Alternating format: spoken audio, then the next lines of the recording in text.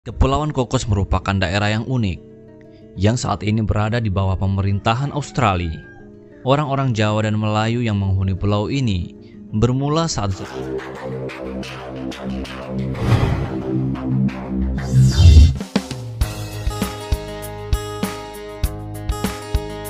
Assalamualaikum warahmatullahi wabarakatuh. Welcome back to my YouTube channel Lebas TV. Bagi Anda yang first time di channel ini, saya ucapkan selamat datang, welcome to my YouTube channel. Selamat bergabung di channel ini. Bagi Anda yang ataupun subscribe ini channel, saya ucapkan terima kasih. Salam persahabatan, salam perdamaian, salam Nusantara kepada Anda yang tengah menonton video dalam channel ini. Sebagai informasi, Lebas Studio merupakan channel YouTube daripada Sabah Malaysia dan lebih kepada konten video reaction, guys. Ini merupakan permintaan daripada subscriber. Video kali ini berjudul Orang Jawa Hidup di Pulau Cocos, pulau terpencil di Australia. Wow, pulau terpencil di Australia, guys. Dan sebelum itu, video ini terdapat dari channel Notice Indonesia. Seperti biasa, jangan lupa berikan sokongan dan dukungan kepada channel Notice Indonesia dengan memberikan subscribe, like, share, dan juga komen-komen yang membina, guys. Tanpa basa-basi, guys, ayo kita sama-sama simak video ini. Kiraan 3, 2, 1, go. Notice Indonesia.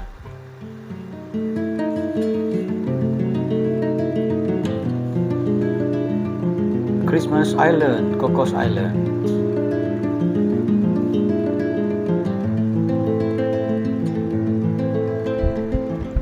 Kepulauan Cocos merupakan daerah yang unik, yang saat ini berada di bawah pemerintahan Australia. Orang-orang Jawa dan Melayu yang menghuni pulau ini bermula saat zaman kolonial Belanda dan Inggris.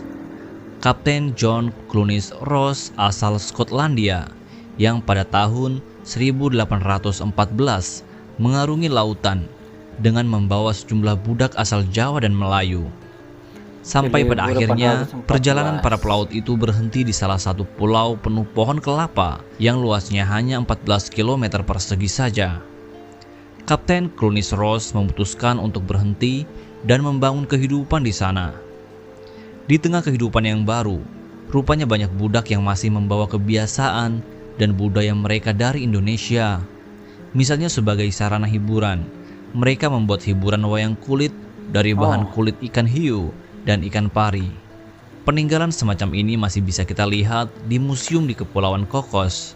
Masih ada jumlah penduduk di Kepulauan Cocos hanya sekitar 500 sampai 600 jiwa, tidak ramai, guys, dengan yang berpusat di di Pulau Cocos Home. Rumah-rumah penduduk berpusat menjadi satu dalam sebuah kampung.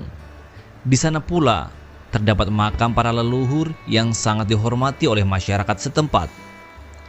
Menjelang bulan Ramadan atau saat Idul Fitri, makam tersebut ramai dikunjungi masyarakat setempat yang tak lain keturunan mereka.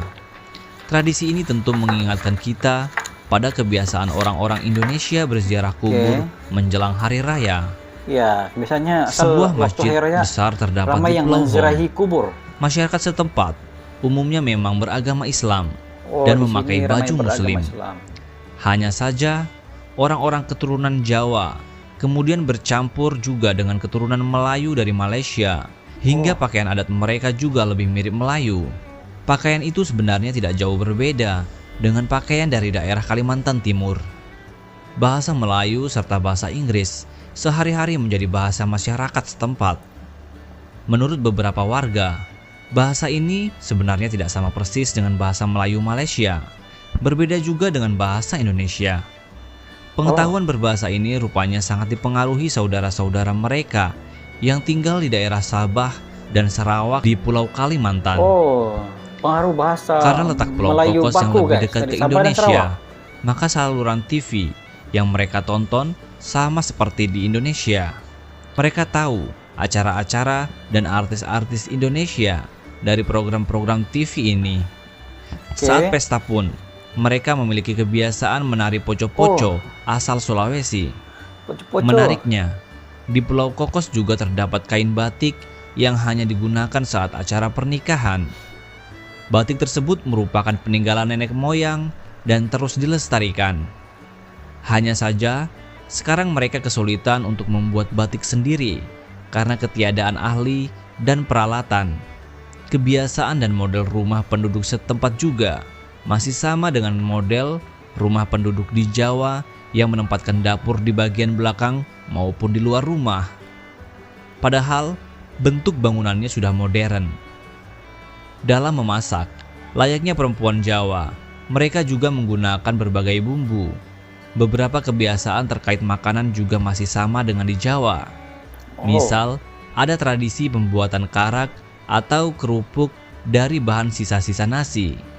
Di Kepulauan Kokos, kebiasaan yang berasal dari Jawa Tengah ini juga masih berjalan turun-temurun. Sebagai pulau yang cukup jauh dari Australia, kebutuhan sehari-hari masyarakat setempat disuplai dari pesawat terbang yang datang 2 kali seminggu dari Perth. Memang transportasi menuju pulau ini paling cepat bisa ditempuh dengan pesawat terbang yang datang setiap Selasa dan Sabtu itu. Ada sebuah toko semacam supermarket di Pulau Home, serta sebuah lagi di Pulau Barat. Mata uangnya menggunakan dolar Australia. Selain itu, warga juga memenuhi kebutuhan makanannya dari laut dengan menangkap ikan yang memang melimpah. Kehidupan warga setempat juga sama seperti masyarakat umumnya, yaitu bekerja dan bersekolah. Sebagian besar penduduk memang tidak bekerja, tetapi sebagian berkesempatan bekerja di kantor-kantor milik pemerintahan Australia, seperti di kantor semacam kelurahan, bank, pemadam kebakaran, bengkel, tukang bangunan, kantor imigrasi, sekolah, rumah sakit, dan lain-lain. Terdapat sekolah SD di Pulau Home dan sekolah TK dan SMP di Pulau Barat. Hanya saja, jika para siswa ingin melanjutkan sekolah SMA atau berkuliah, mereka harus pergi ke Perth, Malaysia, atau bahkan Indonesia. Setelah selesai belajar, penduduk Kepulauan Kokos umumnya akan kembali ke tempat kelahirannya. Beberapa orang memang merantau dan menetap di tempat mereka belajar, tapi selalu saja akan berkunjung ke Kepulauan Kokos. Nah, itu tadi informasi tentang orang Jawa dan Melayu yang ada di Pulau Kokos. Semoga dapat menambah wawasan kita. Orang Jawa dan Melayu yang ada di Kokos. Demikianlah video daripada channel Notice Indonesia, guys. Video ini menceritakan tentang perjalanan warga Indonesia dan juga warga Malaysia, yang mana mereka telah pun menjumpai sebuah pulau berada di Australia yang dinamakan sebagai Pulau Kokos.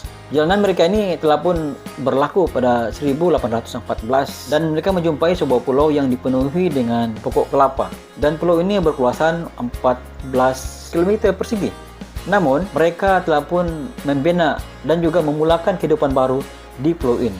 Di pulau ini hanya dihuni oleh 500 hingga 600 jiwa, dan mereka telah memulakan tamadun manusia di pulau ini. Daripada masa ke semasa, apabila perkembangan demi perkembangan berlaku, maka masyarakat di Pulau Kokos ini hidup dalam keadaan yang sangat harmonis. Pengaruh Indonesia, pengaruh budaya Melayu masih tertanam dalam jiwa bagi mereka yang berada di Pulau Kokos ini, walaupun pada dasarnya pulau ini di bawah pemerintahan Australia, dan mereka menggunakan bahasa Melayu dan juga bahasa Jawa, serta bahasa pengantar di sini adalah bahasa Inggris. Walaupun begitu, kehidupan harmonis masyarakat Jawa dan Melayu di pulau ini kelihatan dalam video ini sangat menarik.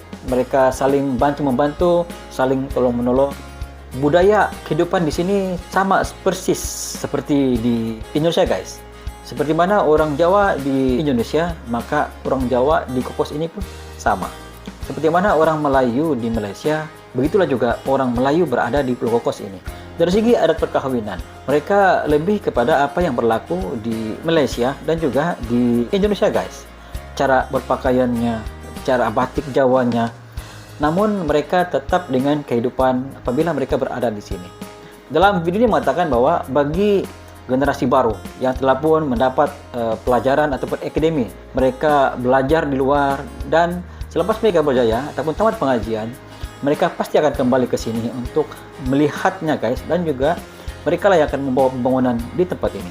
Di Pulau Kokos ini keistimewaannya, kenapa pengaruh Indonesia di Pulau Kokos ini tetap menyerap masuk, guys. Walaupun di Pulau Kokos ini ada masyarakat yang berasal daripada Sabah dan Sarawak, ada masyarakat Kokos yang berasal daripada Tanah Jawa, namun pengaruh Indonesia tetap kuat di pulau ini, guys, karena mereka mendapat siaran televisi daripada Indonesia.